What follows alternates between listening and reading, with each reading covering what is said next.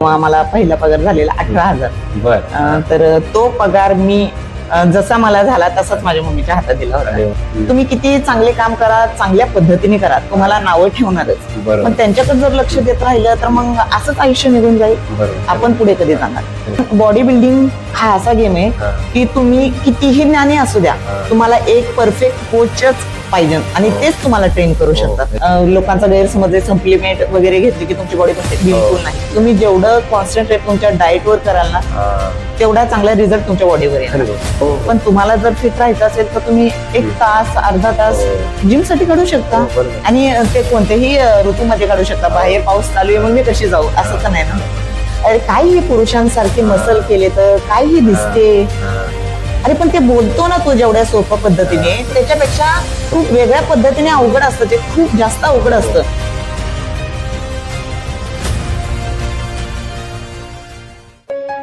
या मुलाखतीचे प्रायोजक आहे Musfit nutrition. Get more size and strength. Musfit nutrition या नामांकित ब्रँडच्या ऑर्डर किंवा डीलरशिप साठी आजच संपर्क साधा. संपर्कासाठी मोबाईल नंबर आहे 70 383 87 638.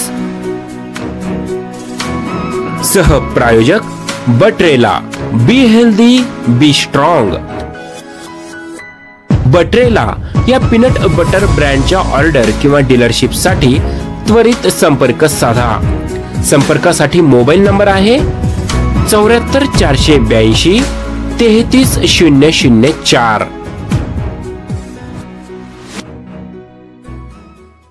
नमस्कार फिटनेस प्रेमींनो, मी ईश्वर ठाकरे. ईश्वर ठाकरेज फिटनेस मंत्रा या आपल्या हक्काच्या युट्यूब चॅनलमध्ये पुन्हा एकदा नव्या जोशात नव्या जल्लोषात खूप खूप स्वागत. तर आपण नेहमी एक महाराष्ट्रातल्या कानाकोपऱ्यातील शरीर सौष्ठवपटूंना भेटत असतो आणि त्यांची संपूर्ण स्टोरी ही युट्यूब चॅनलच्या माध्यमातून जाणून घेत असतो. तर आज माझ्यासोबत महाराष्ट्र पोलीस डिपार्टमेंट मधल्या पहिल्या महिला शरीर सौष्ठवपटू रेखा शिंदे यांच्यासोबत आपण बिलकुलासपणे संवाद साधणार आहोत. त्यांची एक संपूर्ण जर्नी ही बॉडी बिल्डिंग मधली कशी स्टार्ट झाली आणि ते पोलीस भरती हे नेमके कधी झाले, त्याच्यासाठी सुद्धा त्यांनी किती मेहनत घेतली हे आज आपण जाणून घेणार आहोत. मॅडम, तुमचं खूप खूप स्वागत आहे माझ्या या युट्यूब चॅनलमध्ये. महाराष्ट्र पोलीस डिपार्टमेंट मधल्या तुम्ही पहिल्याच महिला शरीर सौष्ठवपटू आहे. कारण पोलीस बॉडी बिल्डर बरेच आहे, कारण त्याच्यामध्ये पुरुषांचाच दबदबा आहे. महिला तुम्ही फक्त पहिल्यांदा बघायला भेटल्या. 2025 फार गाजवलं तुम्ही बॉडी बिल्डिंग मध्ये. बऱ्याच कॉम्पिटिशन तुम्ही जिंकल्या, किताबांवर तुम्ही स्वतःचं नाव कोरलं. आज तुमची संपूर्ण स्टोरी ही माझ्या युट्यूब चॅनलच्या माध्यमातून जाणून घ्यायची आहे सर्वांना. तुमचे जे फॅन फॉलोअर्स आहे, माझ्या युट्यूब चॅनलचे व्ह्युअर्स आहे, सबस्क्रायबर आहे, जे कोणी आपल्यावर प्रेम करणारी मंडळी आहेत. मॅडम, तुमचं एक बालपण, शालेय शिक्षण, कॉलेज हे नेमकं कुठे कम्प्लीट झालं? मी मूळची श्रीगोंदा म्हणजे अहमदनगर जिल्ह्यामध्ये श्रीगोंदा तालुका आहे. बरोबर. आणि त्याच्यामध्ये पण एक वांगदरी म्हणून गाव आहे, तिथे माझा जन्म झाला. फार छोटं गाव आहे. खूप छोटे, म्हणजे बहुतांशी लोकांना माहित नाही. तिथे जन्म झाला माझा. त्याच्यानंतर मी शिक्षण माझं 4थी पर्यंत तिथेच झालं. नंतर सोनवडी इथे आश्रम शाळा आहे एक, तिथे माझं 10वी पर्यंत शिक्षण झालं. बरोबर. आणि त्याच्यानंतर श्रीगोंद्याला मी 11वी केली. 11वी नंतर माझं लग्न झालं आणि मग 1 वर्ष गॅप घेतला. एक मुलगा झाल्यानंतर मग मी शिक्षण कंटिन्यू केलं. 12वी केलं. आणि घरातलं बॅकग्राऊंड कसं होतं नेमकं तुमचं? मला वडील म्हणजे मी लहान असतानाच माझे वडील ऑफ झालेले. माझ्यापेक्षा मोठी बहीण आहे, छोटा भाऊ आहे. आमच्या तिघांचा सांभाळ माझ्या आईने केला. आणि एकंदरीत आमचं एक साधारण कुटुंब होतं. खूप गरीब परिस्थितीतून म्हणजे आम्ही वरती येण्याचा प्रयत्न करत होतो. त्यातून आईने शिक्षण केलं सर्वांचं. लग्न झाल्यानंतर माझं लग्न 11वी झालं. त्याच्यानंतर मग मुलगा झाल्यानंतर गॅप घेऊन मी 12वी पूर्ण केलं. त्याच्यानंतर मग एक 2013ला मी याच्यासाठी आले पोलीस भरती. मला पोलीस भरतीचा खूप म्हणजे आवड होती. ती आवड माझ्या आईने तयार केलेली. अरे वा, ती आवड आईने तयार केलेली. म्हणजे तिला असं वाटायचं की माझी मुलगी, मी थोडी अशी डॅमिश टाईप असायचे. म्हणजे सगळ्यांच म्हणजे असं मला जर चूक नसताना मी कोणाचं ऐकायचे नाही, लहानपणापासून अशी होते. तर मग माझी आई म्हणायची नाही हे माझी पोलीसच होणार. अरे वा, म्हणजे आई पण सपोर्टिव्ह होती. हो, खूप खूप. आता जी मी आहे ना याच्या मागे सगळ्यात जास्त आशीर्वाद माझ्या आईचे. क्या बात आहे. आणि मेहनत आहे, तिने मला खूप सपोर्ट केला म्हणून मी इथे आहे. तुम्ही पोलीस भरती कधी झाला? मी पोलीस भरती 2014 झाले. बर, ओके. 2014 पहिली बदली कुठे होती तुमची? मी पोलीस डिपार्टमेंट मध्ये जेव्हा जॉईन झाले ते ठाणे सिटी पोलीस म्हणून झाले. बरोबर. नागपूरला माझी ट्रेनिंग झाली, त्याच्यानंतर मग परत रुजू झाले. पण जेव्हा तुम्ही पोलीस भरती झाला तेव्हा आईला किती आनंद झाला होता? खूप आनंद झालेला, खूप जास्त आनंद झालेला. मला पोलीस भरतीसाठी पण मी एक प्रशिक्षण घेतलेलं. भोसले सर म्हणून आहेत बारामतीला, माळेगाव म्हणून परफेक्ट करिअर अकॅडमी इथं. ऍक्च्युली खऱ्या अर्थाने त्यांनी म्हणजे ते माझ्या आयुष्यातलं एक म्हणजे खूप मोठं सत्य आहे की मला जिथे जिथे जाईन त्या प्रत्येक वळणावर एक देवरूपी मार्गदर्शक म्हणजे गुरु मिळाले. त्यांच्यामुळे मला प्रत्येक टप्पा यशस्वीरित्या पार करता आला. बरोबर. तसे ते भोसले सर होते, खूप जास्त स्ट्रिक्ट होते. जसे आता माझे बॉडी बिल्डिंगचे पण रोशन खराडे सर खूप स्ट्रिक्ट आहेत तसे. आणि त्यांनी एक ते बोलले म्हणजे भरती होणारच आपण, कारण ते करूनच तेवढे घ्यायचे. खूप खूप खूप ते फक्त की मोबाईल तुम्ही सगळं सोडायचं, एक म्हणजे एकच करायचं. आणि भरती झाल्यानंतर ना त्यांची अपेक्षा होती की म्हणजे ते मला ग्राउंडला जाताना सुद्धा माझ्या हातावर 100 चाकडा लिहिला होता की 100 पैकी 100 घेऊन यायचे, घेऊनच यायचे तो. तर मला ग्राउंडला तेव्हा 97 मार्क पडलेले. मी खूप जास्त रडलेले तेव्हा. हो, पण मग माझ्या सरांनी माझ्या आईला फोन करून सांगितलं की हा तिला 97 मार्क पडले. शिक्षण कमी असल्यामुळे एवढं लक्षात नाही आलं. तेव्हाच माझ्या मम्मीने लगेचच पेढे वाटले गावात की माझी मुलगी भरती झाली म्हणून. आणि आता तिला गॅरंटी होती की मी भरती झाली म्हणजे होणारच 100%. अशा प्रकारे भरती गेले. तुम्हाला पोलीस खात्याचा जेव्हा पहिला पगार जेव्हा तुमच्या हातात पडला त्या पगाराचं काय केलं तुम्ही? मला 14ला मी जॉईन झाले. त्याच्यात सुरुवातीलाच आम्हाला भादवडला ठेवलेलं, तेव्हा मला पहिला पगार झालेला 18,000. बर. तर तो पगार मी जसा मला झाला तसाच माझ्या मम्मीच्या हातात दिला होता. कारण असंही त्या पगारावर सगळ्यात आधीचा हक्क म्हणजे माझ्या आईचा. बरोबर, कारण तिने एकदम कष्टातून तुम्हाला शिकवलं पण होतं आणि पोलीस भरतीसाठी तुम्हाला प्रोत्साहित सुद्धा केलं होतं. हे सगळं झालं तुमची पोलीस भरतीची सगळी जर्नी. आता सध्या कोणत्या पोलीस स्टेशनला तुम्ही कार्यरत? मी मुंब्रा पोलीस स्टेशनला आहे. माझी नेमणूक मुंब्रा पोलीस स्टेशनला आहे, परंतु आता माझ्या कॉम्पिटिशन चालू असतात त्याच्यामुळे मी आमचे माननीय पोलीस आयुक्त आशुतोष ठुंबरे सरांना भेटले, त्यांना सांगितलं. आणि त्यांनीही म्हणजे सध्याचा काळ इतका चांगला आहे की योगायोगाने की जे अधिकारी आहेत पोलीस डिपार्टमेंट मधले देखील ते खूप सपोर्टिव्ह आहेत. त्यांनी म्हणजे लगेचच माझी की हा यांना सवलत देण्यात यावी खेळासाठी म्हणून दिली. हे सगळं झालं ठीक आहे, पण बॉडी बिल्डिंग मध्ये यायचं काय ठरलं? कारण हा बॉडी बिल्डिंग खूप हार्डवर्कचा गेम आहे. बाकी खूप खेळ आहे, कबड्डी आहे, खो खो आहे, त्याच्यात का नाही गेला तुम्ही? याच्यातच का? बरोबर. ऍक्च्युली मला लहानपणापासून खेळायची खूप म्हणजे ग्राउंडशी खूप कनेक्ट होते मी, पण ती संधी परिस्थिती अशी नव्हती की मी माझा शिक्षणाचा वेळ खेळण्यात घालवेल म्हणून. तिथं प्रायोरिटी होती सगळ्यात जास्त की मी शिक्षण कम्प्लीट करणं, बरोबर, 2 पैसे मिळवणं. बरोबर. मी कॉलेजला असताना एकदा मी कुस्ती खेळले होते. म्हणजे सहजच अशी कॉलेजमध्ये कुस्त्या असताना पाहायला गेले म्हणून खेळले आणि ते जिंकले. तेव्हा मग त्या शिक्षकांनी मला शिकवलं की तू कुस्ती खेळू शकते, तुझ्यात ताकद आहे. त्यानंतर मला कुस्तीची आवड निर्माण झाली. मग परत मुलगा झाला, लग्न झाल्यानंतर काही खेळता नाही आलं. पोलीस डिपार्टमेंट मध्ये आल्यानंतर मला एक संधी मिळाली की मी माझी आवड परत जोपासू शकते. आणि मग मी कुस्ती खेळायला लागले. कुस्तीला मला स्टेट लेवल पर्यंत मेडलही मिळाले. कुस्ती हा असा गेम आहे की त्याच्यासाठी कसं म्हणतात ना, लहानपणापासूनच त्या गोष्टी केल्या पाहिजे, तसं ते फिजिक्स तयार झालं पाहिजे. बरोबर. आणि बॉडी बिल्डिंगचं म्हणाल तर मला सगळ्यात जास्त सुहास खामकर म्हणून बॉडी बिल्डर खूप जास्त आवडतात. आणि मी त्यांच्याकडे पाहून खूप मोटिवेट होते. म्हणजे इतकं एकदम चांगल्या, आता सध्याला त्यांची खूप म्हणजे चांगल्या पद्धतीचे चांगल्या प्रकारचे बॉडी बिल्डर आहेत ते. आणि त्यांना पाहिल्यावर आता असं वाटतं की अरे केलं पाहिजे. जेंट्स मध्ये म्हणा ते, आणि किरण डेबला म्हणून एक लेडीज आहेत, त्यांच्याविषयी पण मी ऐकलेलं की त्या महिला असून त्याही करतात. मग मी तर कुस्ती पैलवान आहे, मला तर खूप आवडते, मी का नाही करू शकत. बरोबर, खरी गोष्ट आहे. मी म्हणजे मी अशी व्यक्ती होती, मी कुस्ती खेळायचे पण मी कधीही जिमची पायरी न चढणारी. मला बाहेर तुम्ही ग्राउंडवर किती प्रॅक्टिस सांगा मी करणार, पण जिमची कधी आवड नव्हती. आणि पहिली गोष्ट आवड निर्माण होण्यासारखं असं काही नव्हतंच.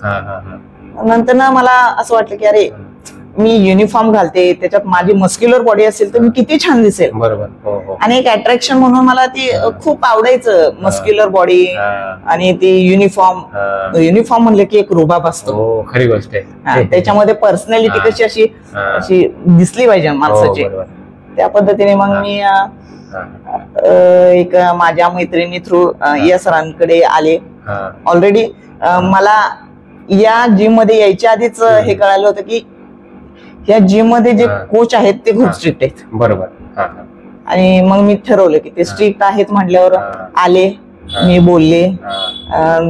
ते त्यांनी मला विचारलं की आता साहजिक आहे त्यांचं की तुम्हाला जिमचं काय प्रॅक्टिस कधी केली. मी कधी प्रॅक्टिस न केलेली, मी जिम मध्ये मला काहीच माहित नव्हतं, शून्य होते मी. मॅडम, पण बॉडी बिल्डिंग मध्ये एक महिलेकडे बघण्याचा दृष्टिकोन बऱ्याच लोकांचा फार वेगळा आहे की बिकिनी घालून स्टेजवर जायचं, बरोबर, आणि त्या अंग प्रदर्शन करायचं, नातेवाईक काय बोलतील, जवळचा मित्रपरिवार काय बोलेल. तर असं कधी तुमच्या मनामध्ये प्रश्न पडला नव्हता का? नाही, प्रश्न हा की बिकिनी म्हणजे एवढं ओपन आपण शॉर्ट कपड्यांमध्ये तर कधी बाहेर आलेलो नसतो. तो एक प्रश्नच आहे की बिकिनी घालून स्टेजवर आपण जाणं हे मनात येणं जेव्हा आपण स्टार्ट करतो त्या पूर्वीची गोष्ट आहे. जेव्हा तुम्ही तयारी कराल तेव्हा तुम्ही ते बिकिनी घालाल, स्टेजवर जाल, ते वातावरण असं असतं की तुम्ही त्याच्यात कम्फर्टेबल वाटतं तुम्हाला, त्याच्यात असं वेगळं काही वाटत नाही. बरोबर. आणि राहिला प्रश्न मित्रांचा किंवा नातेवाईकांचा, तुम्ही कितीही चांगले काम करा, पाय खेचणार, तुम्हाला पाय खेचणारे असतातच, पहिली गोष्ट. आणि दुसरी गोष्ट म्हणजे तुम्ही किती चांगले काम करा, चांगल्या पद्धतीने करा, तुम्हाला नावं ठेवणारच. पण त्यांच्याकडे जर लक्ष देत राहिलं तर मग असंच आयुष्य निघून जाईल. बरोबर. आपण पुढे कधी जाणार. खरी गोष्ट आहे. एक प्रोफेशनली बॉडी बिल्डिंग कधीपासून स्टार्ट केली तुम्ही? मी 2023 पासून बॉडी बिल्डिंगला तयारी सुरू केली. मी स्टार्ट याच जिम मध्ये रोशन खराडे हे सर येतं, माझे कोच येतं, त्यांच्याकडेच शून्यातून जी आता आहे ती रेखा बॉडी बिल्डर त्यांनीच घडवलेली. बरोबर. तर महत्वाचं म्हणजे मला जास्त काही ज्ञान नव्हतं. मी जेव्हा जिम मध्ये आले तेव्हा ते म्हटले काय करायचंय तुम्हाला? म्हटलं सर बॉडी बिल्डिंग करायचंय. बरोबर. मग म्हटले काय माहिती आहे बॉडी बिल्डिंग विषयी किंवा याआधी कधी वर्कआउट वगैरे काय केलेलं आहे का? म्हटलं मला माहिती काहीच नाहीये आणि मी वर्कआउटही काही केलेलं नाही कधी. बरोबर. म्हणले ठीक आहे. पहिल्या वर्षी त्यांनी घेतली तयारी करून. दुसऱ्याच वर्षी मी नॅशनलला आमच्या पोलीस डिपार्टमेंटमध्ये ज्या बॉडी बिल्डिंग कॉम्पिटिशन होता त्याच्यामध्ये नॅशनलला गोल्ड मेडल घेतलं. क्या बात आहे. तर सरांनी ऍक्च्युली तोपर्यंत म्हणजे मी आपले रेग्युलर मेंबर सारखे यायचे, ते माझी प्रॅक्टिस वगैरे घ्यायचे चांगल्या प्रकारे. मग नंतर ना मी जेव्हा फर्स्ट गोल्ड मेडल घेतलं त्याच्यानंतर ना मग म्हणजे माझे जे कोच आहेत त्यांनी जिम मध्ये सेलिब्रेशन केलं की यांच्या प्रगतीला चांगल्या प्रकारे सुरुवात केली यांनी आणि प्रगती म्हणजे यशस्वी पण झाली म्हणून. तेव्हा त्यांनी अनाऊन्स केली की आता तुम्ही या टाइमापासून लाईफ टाइम साठी आपली जिम तुमच्यासाठी फ्री असेल. आणि तेव्हापासून त्यांनी म्हणजे पर्सनल ट्रेनर जसे प्रॅक्टिस करून घेतात, साहजिक आहे त्यांना फीज दिली जाते, पण मी कसल्याही प्रकारचा माझ्याकडून मानधन न घेता सर मला पर्सनल ट्रेन करतात. क्या बात आहे. अरे वा. आणि माझा स्पेशली माझा आतापर्यंतचा अनुभव आहे की माझा त्यांच्यावर विश्वास आहे या गोष्टीचा. कारण बॉडी बिल्डिंग हा असा गेम आहे की तुम्ही कितीही ज्ञानी असू द्या, तुम्हाला एक परफेक्ट कोचच पाहिजे आणि तेच तुम्हाला ट्रेन करू शकतात. पण ते कोच कसे असावे की त्यांनी पण कधीतरी पायरी चढलेली असावी, बॉडी बिल्डिंग केलेली असावी, तेच खरे ज्ञानी असतात. म्हणजे त्या क्षेत्रातलं ज्ञान त्यांना पाहिजे, पुस्तकी नॉलेज तरी पाहिजे. नक्कीच पाहिजे. कोच खूप महत्वाचे, खूप महत्वाचे. नाहीतर युट्यूबवर किंवा नुसतेच असे व्हिडिओ पाहून कुणी बॉडी बिल्डिंग करू शकत नाही, त्याचे वाईट परिणामही होतात. हो हो हो, खरी गोष्ट आहे. पण मॅडम, जेव्हा तुम्ही पहिली कॉम्पिटिशनची जेव्हा स्टेज चढलात, हो, तर तो अनुभव कसा होता तुमचा पहिल्या स्पर्धेचा? ऍक्च्युली मी 2023 ला सगळ्यात पहिल्यांदा कुर्ला बॉडी बिल्डिंग, कुर्ला म्हणजे ती स्थानिक होती, ती बॉडी बिल्डिंग कॉम्पिटिशन ला उतरले होते. बरोबर. तो एक्सपिरियन्स छान होता. खूप भीतीही वाटत होती पहिल्यांदा. हो हो, खूप खूप जास्त. एक तर प्रॅक्टिस ठीक आहे, करून गेले होते, सगळी तयारी झाली होती, पण जेव्हा स्टेजवर जायचं तेव्हा अरे बापरे, एक तर एवढी समोर लाइटिंग, लोक तर आहेतच आहेत, पण तिथे आपल्याला प्रेझेंट करायचंय आपल्याला, हे सगळ्यात महत्वाची गोष्ट होते. घाबरायला भीती तर वाटलेली, पण ठीक आहे, काही गोष्टी शिकवलेल्या असतात, सांगितलेल्या की हा तिथे गेले की लक्ष कोणाकडे द्यायचं नाही, तुम्ही समोर पाहायचं.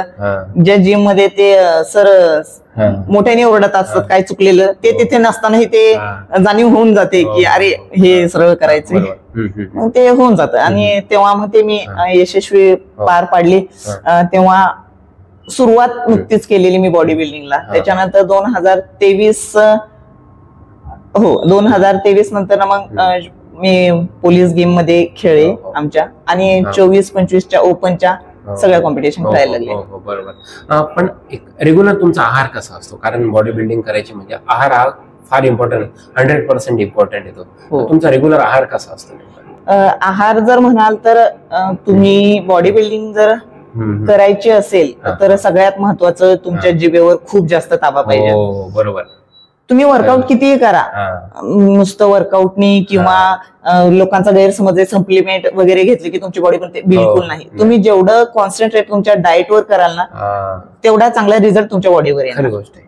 आणि मग तो जसे मी सांगितलं ना, आता माझी बॉडी बिल्डिंगची सुरुवात शून्यातून, मग माझी डाएट प्लॅन असो, माझं रेग्युलर रुटीन असो, आराम असो, प्रॅक्टिस असो, या सगळ्या गोष्टी माझे कोच रोशन खराडे मॅनेज करतात. ते सगळं मला सांगतात आणि माझं काम आहे की त्या पद्धतीने फॉलो करणं. पण तरी पण डाएट मध्ये असतं काय? डाएट मध्ये मी बॉईलच खाते. बॉईल सुरुवातीला खूप इरिटेटिंग वाटायचं मला, काय ते मी सारखे प्रश्न विचारायचे सर ते मला हे जात नाही हो.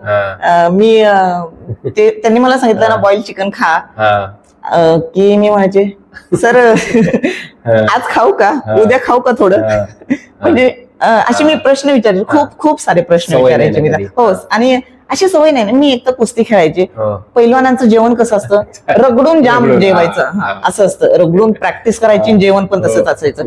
तुमचं डाएट वगैरे हा काही विषय नसतो. आणि एकदम ऑपोजिट मी बॉडी बिल्डिंगला उतरले, तिथे तुम्ही बॉईलच खायचं, तुम्ही नमक नाही खायचं, तेल नाही खायचं, खूप त्रास होतो स्टार्टिंगला. मॅडम, बऱ्याच महिला आता जिम मध्ये जातात, तर एक स्वतःचा फॅट लॉस करण्यासाठी, काही फक्त फिटनेससाठी जातात, की त्यांच्या मनामध्ये एक प्रश्न असतो की जे मुलं जे व्यायाम करतात की त्यांच्यासारखं व्यायाम केल्याने आमचे पण मसल वाढतील का? बरोबर. एक फार मोठा गैरसमज आहे खूप. तर याबद्दल तुम्हाला काय वाटतं? ऍक्च्युली हे खरं बोलले तुम्ही. जिम मध्ये आलं ना की लेडीजला मोस्ट ऑफ असं वाटतं की ते बोलताना पण बोलतात नाही ती जेंट्स सारखी बॉडी नको, पण त्यांना हे माहित नाहीये अरे जेंट्स सारखी बॉडी बनवणं खूप खूप म्हणजे अवघड गोष्ट आहे ती. जेंट्स सारखी म्हणजे बॉडी बिल्डर सारखी. आता मी जर असेल ना तर मग माझ्याकडे म्हणणार हे अशी बॉडी नको, अशी बॉडी सहज बनत नाही. तुम्ही जिम मध्ये पाय ठेवला की जिम वर्कआउट केला की तुमची बॉडी तशी बनते का? त्या पद्धतीने त्याला सगळं फॉलो करावं लागतं. खरी गोष्ट आहे. तुम्हाला फिटनेस करायचा, फिटनेस आणि बॉडी बिल्डिंग खूप वेगळ्या गोष्टी आहेत. म्हणजे एक हार्मोनवर पण खूप डिपेंड. हो, खूप वेगळ्या गोष्टी आहेत. तुमच्या बॉडी बिल्डिंग मध्ये तुमच्या हार्मोन्स पासून तुमच्या सगळ्या गोष्टी म्हणजे चेंज होतातच, कारण तुम्ही सगळ्या गोष्टी विरुद्ध करता ना, वेगळ्या करता.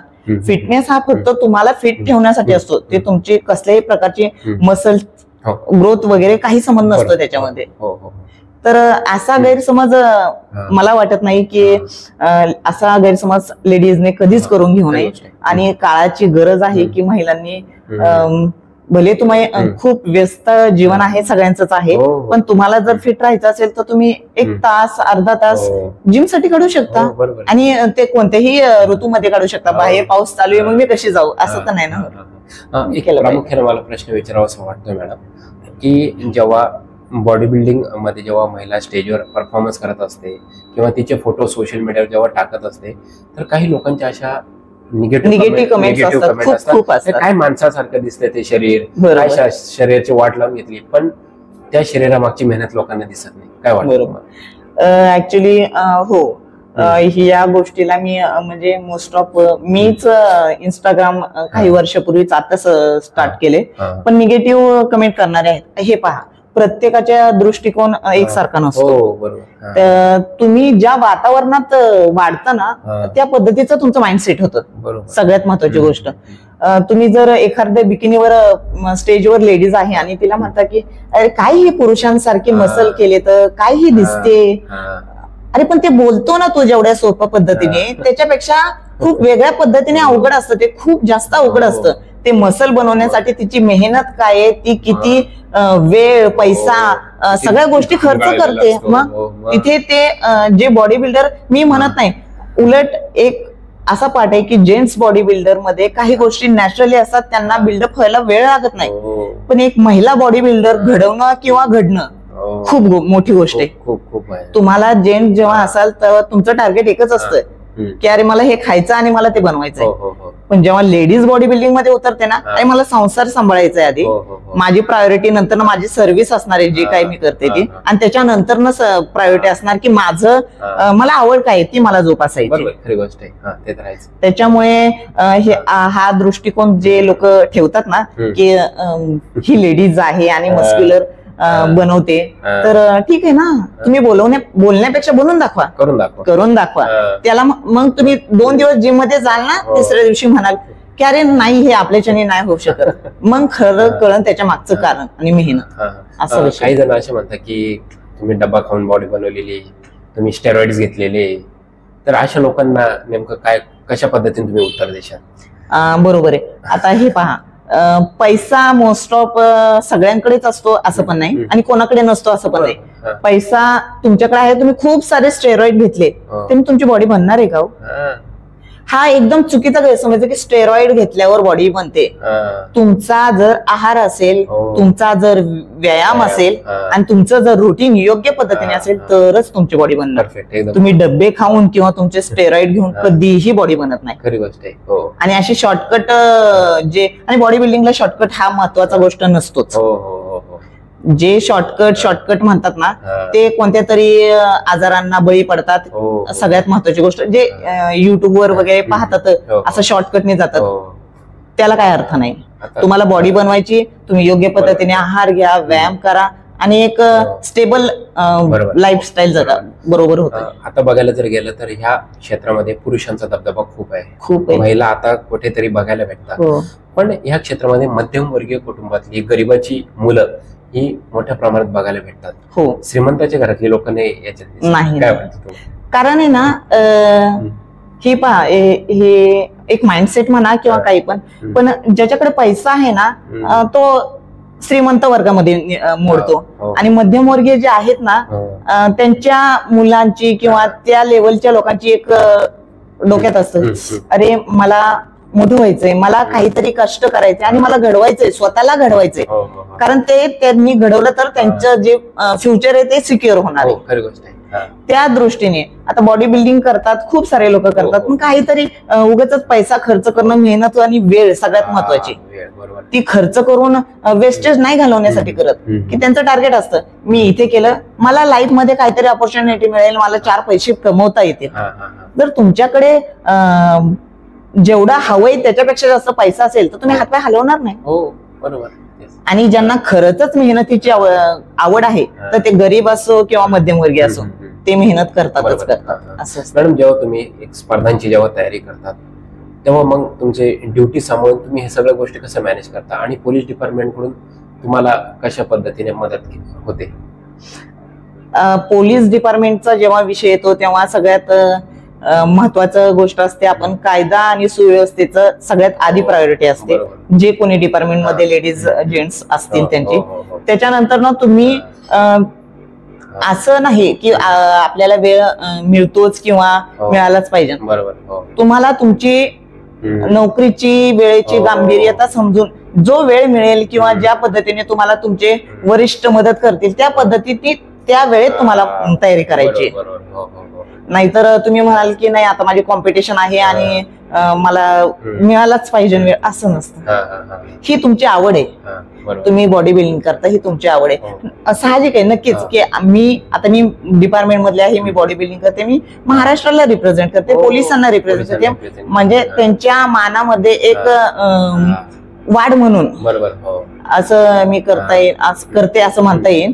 पण तुम्हाला जर पोलीस डिपार्टमेंट मधून खेळायचंय, तुमची आवड जपायची, तर सगळ्यात आधी तुमचे नोकरीचं पण भान ठेवणं गरजेचं आहे. आणि एक सुदैवाची गोष्ट मी तुम्हाला थोड्या वेळापूर्वीच सांगितली की मी म्हणजे आता या 2 वर्षातच बॉडी बिल्डिंगची तयारी करायला लागली. पण या 2 वर्षामध्ये मला खूप चांगल्या प्रकारचे खूप म्हणजे मदत करणारे अधिकारी वगैरे मिळाले, तर सगळ्यात आधी ते महत्वाचं पण आहे.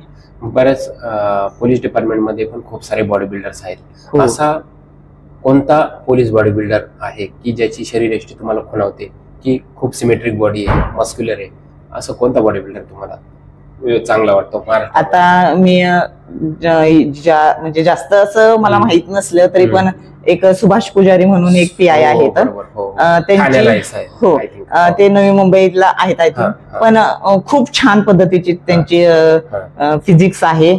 आणि म्हणजे मी त्यांच्याशी बोललेली पण आहे, त्यांच्याशी संवाद झालेला आहे माझा. आणि ते खूप मदत करतात, असं की सांगतात काही कन्सेप्ट असतील आपल्याला क्लिअर करून देतात. म्हणजे पोलीस डिपार्टमेंटमध्ये नक्कीच मोटिवेट करतात. आणि अजून असेही बाकीचेही आहेत अधिकारी, पण कसं त्यांच्याशी जास्त आपला संपर्क येतो. पण पोलीस डिपार्टमेंटमध्ये जेंट्स मध्ये खूप चांगल्या प्रकारचे फिजिक्स असणारे पोलीस डिपार्टमेंटमध्ये अधिकारी कर्मचारी आहेत. आपले अनेक असे तरुण आहेत की पोलीस खात्यामधले काही अधिकाऱ्यांना ते आपले प्रेरणा समजतात की ही माझं प्रेरणादायी व्यक्तिमत्व आहे.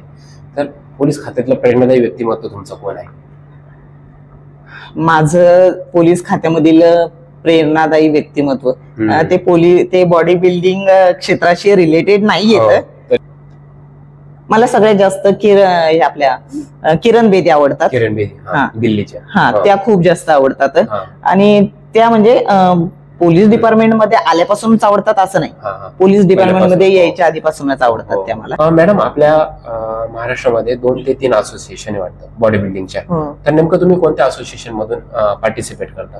मी जी आपली इंडियामधली आहे डॉक्टर संजय मोरे यांची असोसिएशन आहे, त्याच्यामधून पार्टिसिपेट करते. आणि त्यांच्याच याच असोसिएशन मध्ये खानविलकर सर झालं, परत सावंत सर झालं, कदम सर, परब सर झाले. हे खूप सपोर्टिव्ह व्यक्तिमत्व आहेत आणि ऍथलीटला चांगल्या प्रकारे मार्गदर्शन करतात. सगळ्यात महत्वाचं म्हणजे मदतही करतात. मॅडम, एक आतापर्यंत तुम्ही ह्या लेवल पर्यंत येऊन पोहोचला, ह्या सर्व यशाचं श्रेय हे तुम्ही कोणाला देशाल? हे यश कोणत्या एका व्यक्तीमुळे येतं असं पण नाही म्हणता येणार मला. सगळ्यात महत्वाचं गोष्ट म्हणजे जे मला पाठबळ देतं, मला सपोर्ट करतं, ती म्हणजे माझी आई. आणि जी या क्षेत्रामध्ये ज्यांच्या काय म्हणतात ना ते गुरु आहेत, ते म्हणजे एक कृष्ण कसा असतो की कितीही अर्जुन खूपच चांगला योद्धा होता, पण नक्कीच त्याला मार्गदर्शन आणि त्याला दिशा दाखवणारे कृष्ण होते. त्या पद्धतीने मला या क्षेत्रामध्ये सगळ्यात जास्त आतापर्यंत म्हणजे मी सुरुवातीपासून हे यश जे गाठले त्याच्या मागे फक्त आणि फक्त एकाच व्यक्तीचं मार्गदर्शन आहे, ते म्हणजे माझे कोच रोशन खराडे सरांचं. तुमच्या सक्सेसचा मंत्र काय नेमका? सक्सेसचा मंत्र जर म्हणाल तर मी एक गोष्ट नक्की सांगू इच्छिते. परिस्थिती आपल्याला कोणतीही गोष्ट पुरवत नसते, परिस्थिती ही घडवायची असते आणि परिस्थिती आपल्याला घडवते. तर कितीही गरीब असून द्या, तुमच्याकडे काही नसून द्या, तुम्ही जेव्हा जीव तोडून मेहनत कराल ना, मार्ग आपोआप मिळतात. बरोबर. यश भले आपल्यापासून काही लांब असू द्या, पण तिथपर्यंत जाण्याचा जो रस्ता आहे ना तो सोयीस्कर होतो. पण तुम्ही कष्ट एवढ्या शिद्दतने केलं पाहिजे ना की नशिबात नसणारी गोष्ट सुद्धा ओढून आणते, ती फक्त कष्ट. खरी गोष्ट आहे. एक मुलाखतीच्या अंतिम टप्प्यात एक तुमचं बायसेप आम्हाला फ्लेक्स करून दाखवा. बसूनच का? अरे वा, क्या बात आहे. म्हणजे एक तरुण मुलांना लाजवेल अशी मॅडमांची शरीरयष्टी आहे. मॅडम खूप खूप धन्यवाद. आज तुम्ही वेळात वेळ काढून माझ्या युट्यूब चॅनलच्या माध्यमातून तुम्ही दिलखुलासपणे संवाद साधला. एक रेखा मॅडमांची तुम्ही सक्सेस स्टोरी एक स्टार्ट टू एंड पर्यंत संपूर्ण ऐकली आहे की घरची परिस्थिती ही बिकट असताना सुद्धा त्या परिस्थितीवर मात करत त्यांच्या आईनं फुल सपोर्ट करून पोलीस भरतीसाठी त्यांना प्रोत्साहन दिलं आणि त्या शेवटी पोलीस भरती झाल्या. त्यांच्या मागे बरेच त्यांचे गुरु सुद्धा होते आणि पोलीस भरती झाल्यानंतर एक बॉडी बिल्डिंग क्षेत्राकडे ते कसे वळाले आणि त्यांची ती जर्नी परत बॉडी बिल्डिंग स्पर्धांमध्ये त्यांनी मिळवलेले विशेष असे प्रावीण्य किताब याबद्दल सुद्धा त्यांनी माहिती दिली. तर मॅडमांची ही मुलाखत तुम्हाला कशी वाटली कमेंट बॉक्समध्ये नक्की लिहून पाठवा आणि तुमच्या जवळच्या मित्रांना जे कोणी बॉडी बिल्डिंगशी फिटनेसशी रिलेटेड जे कोणी असतील त्यांना जास्तीत जास्त शेअर करा. तोपर्यंत बी फिट स्टे फिट.